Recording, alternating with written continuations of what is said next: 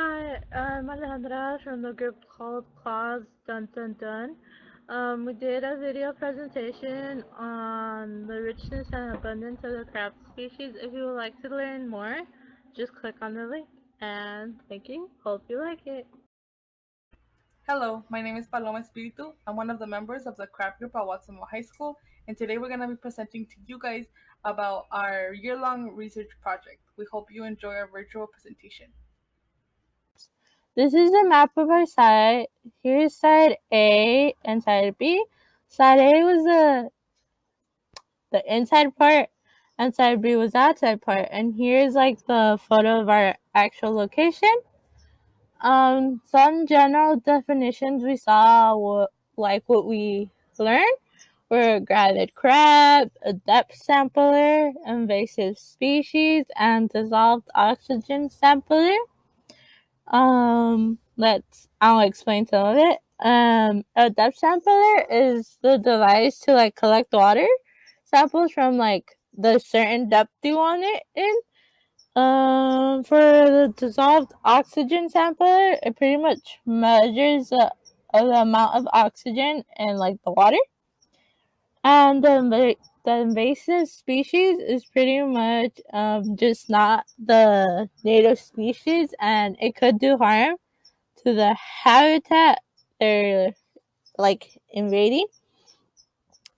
And for the gravid crab, it's pretty much carrying eggs. Look at was our testable question and hypotheses. For our hypothesis, we thought that anchovies and whitefish cat food would be like the number one bait choice of like the crabs, because both of the baits were aquatic species, which could also reassemble the fish species within like the slough. For our testable question, we put, does food preferences affect the abundance and richness of crabs at the Elkhorn Slough? And now I will pass it to my next buddy. When following our protocol, we always began by filling up our clear containers with water and labeling the sides with white tape. The sides would be labeled with the type of bait inside of the trap and the location of the trap. Once we had labeled our containers, a team member would pull in the crab traps from the water, 3 on each side of the levee, and place the contents from the trap into the designated container. Each of the traps had one of the 3 baits: chicken cat food, whitefish cat food, or anchovies. As you can see in the image above, our team member Elsie is pulling in one of the crab traps onto the bridge to take the contents and place them into the proper container. After placing the contents of our traps into the designated containers, we would measure the species richness, abundance, and sex of the crabs and write down the data onto our data table. When identifying the species of the crabs, we would use an ID sheet that would help distinguish the different species. When measuring the sex, we would look at the underside of the crab and check to see if it had a rounded, half-moon shape, which meant it was female, or a pointed shape, which meant it was male. Lastly, we would measure salinity levels and dissolved oxygen levels on samples of water. First, we would collect a sample of water with a water depth sampler at 5 feet below the surface of the water and place a drop onto a refractometer to test for salinity. Afterwards, we would use a dissolved oxygen probe and a SparkU kit to measure the amount of dissolved oxygen within the water.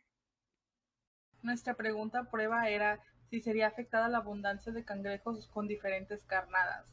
Nuestra hipótesis era que las carnadas preferidas serían las anchoas y pescado blanco, porque es lo que ellos podrían encontrar en sus ámbitos naturales.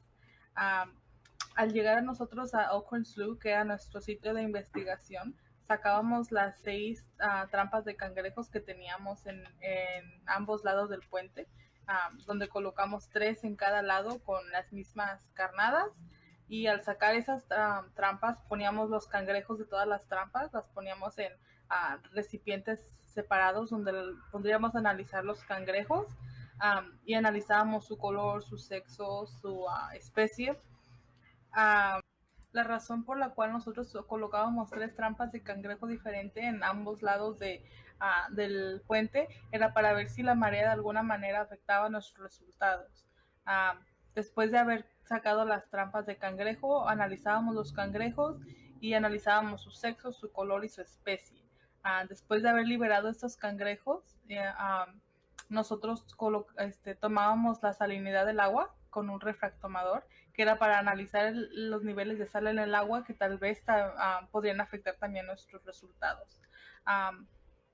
El siguiente paso era tomar el oxígeno del agua con un equipo llamado SparkView, donde analizábamos cuáles eran la temperatura y los niveles de oxígeno del agua. Aquí a mi mano izquierda pueden ver una foto de un cangrejo verde europeo que uno de los grupos colectó, y este es un descubrimiento interesante porque este específico cangrejo cargaba huevecillos en su caparazón, y pudo haber dado muchos más cangrejos de su especie, que estos cangrejos son invasores y tienen el poder de afectar a varios ecosistemas, al igual que varias cadenas alimenticias. Así. Our first graph has all of the data we collected over the course of 5 weeks at the slough. There was a total of 7 data collection days, but for the first 2 weeks we were still changing different variables of our project.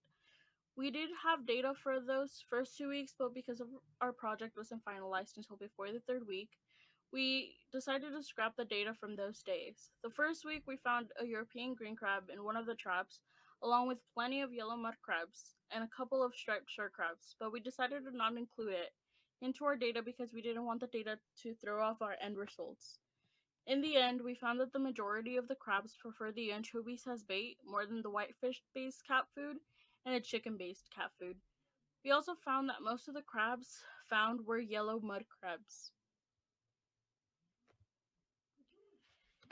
In our results, we also noticed different changes in the salinity levels in the slough. The highest were recorded was on November 22nd. We recorded a high of 40, but the next time we measured salinity, there was a huge difference. On December 6th, we recorded the salinity as 28. We realized the change in salinity was due to the showers in the passing weeks. Fresh water went into the salty slough water, bringing salinity levels down.